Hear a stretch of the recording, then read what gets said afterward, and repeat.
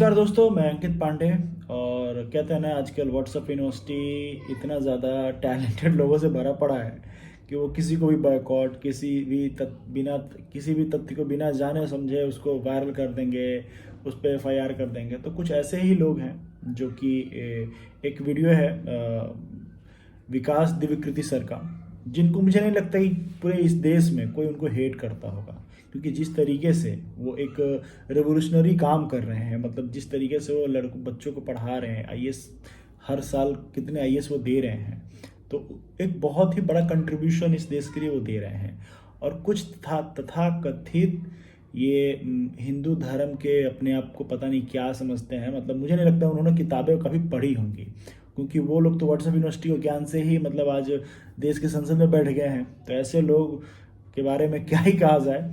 खैर, सर ने क्या बोला था और क्या किस तरीके से वीडियो चलाए गए थे और क्या सच्चाई थी, आइए देखते हैं। उसमें उन्होंने अभी तुरंत ही द लल्लन टॉप पे उन्होंने अपने उस चीज़ को मतलब पूरी बातें बताई हैं कि उस किताब में क्या लिखा गया था। देखिए, पहली बात तो जितना हिंदू वो लोग हैं उतना हिंदू मैं भी हूँ, और मुझे अपने हिंदू होने के लिए किसी और के प्रमाण की ज़रूरत नहीं है।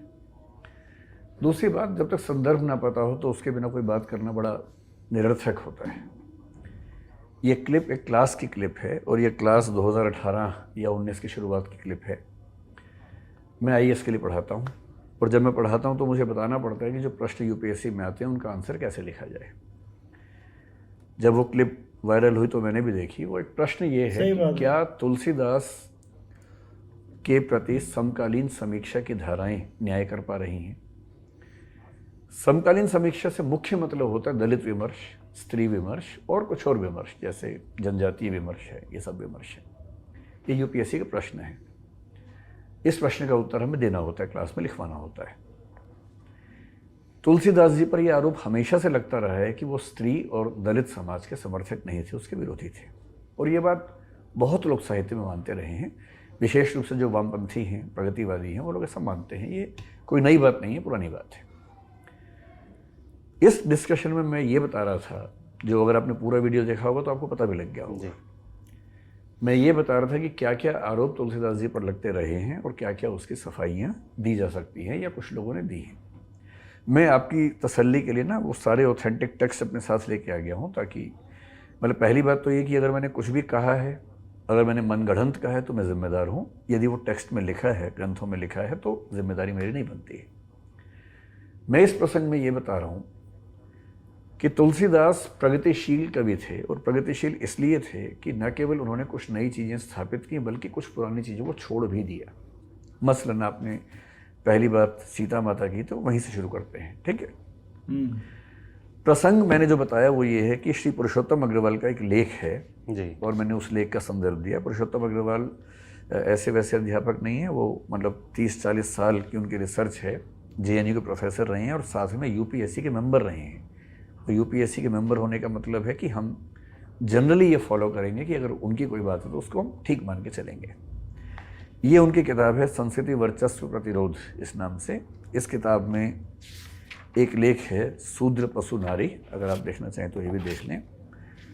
और मैंने इसमें से पढ़ा था, क्योंकि मैंने संस्कृत में ना रामायण पढ़ी थी ना महाभारत पढ़ी थी, मैंने इस किताब से पढ़ा था। और इस किताब में जब मैंने पहली बार पढ़ा, मैं खुद चौंक गया कि ऐसा संदर्भ कैसे है।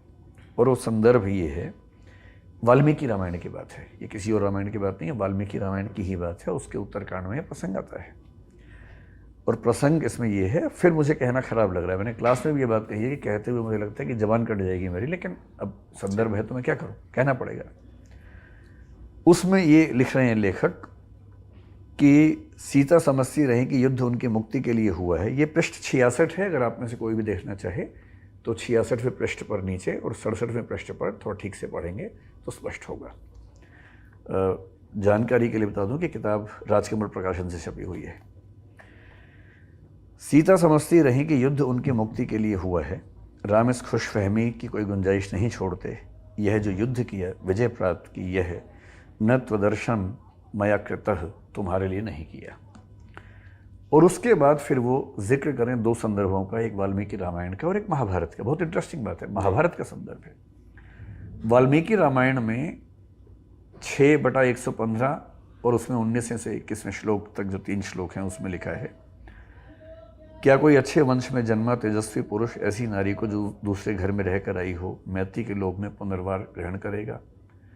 और आगे कुछ कठोर बातें, जिसके बाद अंत में ये कि मैंने तुम्हारा उद्धार किया है, मेरा उद्देश्य सिद्ध हो गया, अब मेरी कोई आसक्ति नहीं, तुम्हारी जहाँ इच्छा हो चली जाओ। ये वाल्मीकि रामायण का प्रसंग है। मैं वाल्मीकि रामायण भी साथ में लाया हूँ, आप चाहे तो उसमें भी देख सकते हैं। तो सर आज पूरी सब किताबें लेकर आए हैं ताकि कोई ये ना कह सके कहाँ से बोल रहे हैं। मैं बिना प्रमाणों की बात करने से बहुत बचता हूँ, संदर्भों के साथ बात करता हूँ। मैंने ट्विटर पे कम समय गुजारा है, अध्ययन में ज़्यादा गुजारा है, मैं उसी में ज़्यादा अच्छा महसूस करता हूँ। उसके एकदम बाद वो क्या कह रहे हैं, महाभारत के रामोपाख्यान में राम का कथन और भी हृदय विदारक है। अब ये महाभारत में देखिए, ये महाभारत लेके आया हूँ और ये महाभारत भी गीता प्रेस की है, जिसको ट्विटर वाले लोग सबसे ज़्यादा प्रामाणिक मानते हैं। वही ये गीता प्रेस गोरखपुर की महाभारत द्वितीय खंड है। इस द्वितीय खंड में एकदम लेटेस्ट, मैंने आज ये बुक नहीं खरीदवाई है जानबूझ के, इसमें पृष्ठ संख्या 918 और 919, ये 2 पेज हैं, 918 919, जिसको भी देखना हो इसमें जाके देखें। और ये 291वां अध्याय है और ये अध्याय इसमें मार्कंडेय कह रहे हैं, मार्कंडेय उवाच यहाँ से शुरू होता है और उसका जो श्लोक नंबर 13 है, सुवृताम सुवृताम वाप्यहम त्वामद्य मैथिली नोत्सहे परिभोगाय श्वावलीढ़ हविर्यथा सॉरी। अब इतना खराब है कि मुझे बोलते हुए फिर उतना ही खराब लग रहा है।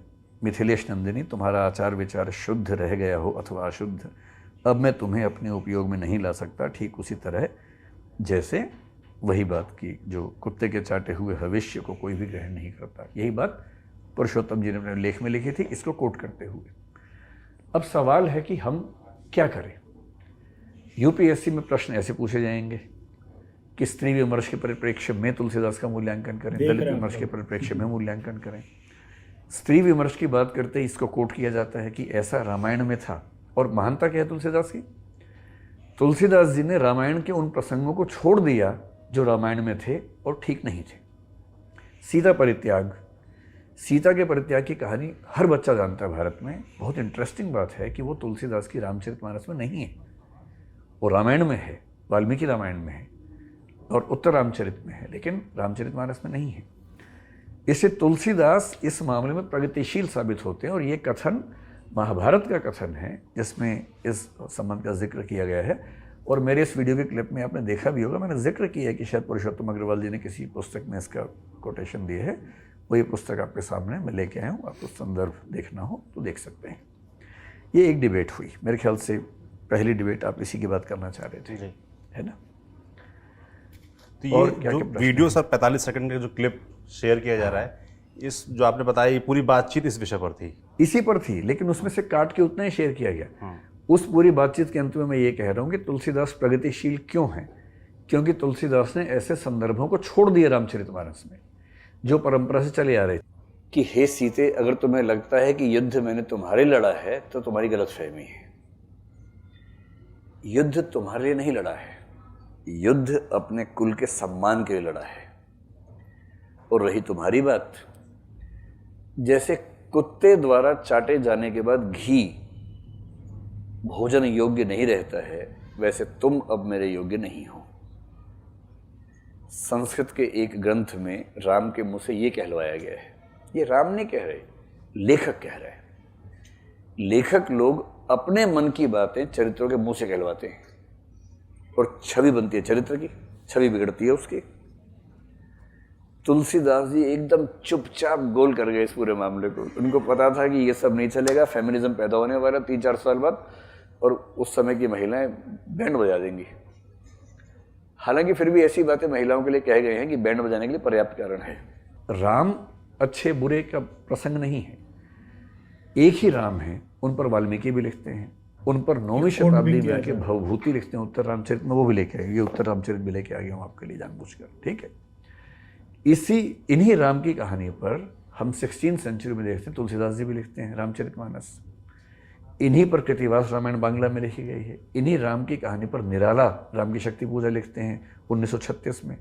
इन्हीं राम की कहानी पर साकेत मैथिलीशरण गुप्त ने लिखा है, वो भी राम है। जब वो राम तुम्हें यह देश ना भूले, धाम धरा धन जाए भले ही ये अपना उद्देश्य न भूले, जब वो इस तरह की बात करते हैं तो वो भी राम के बारे में बातचीत है।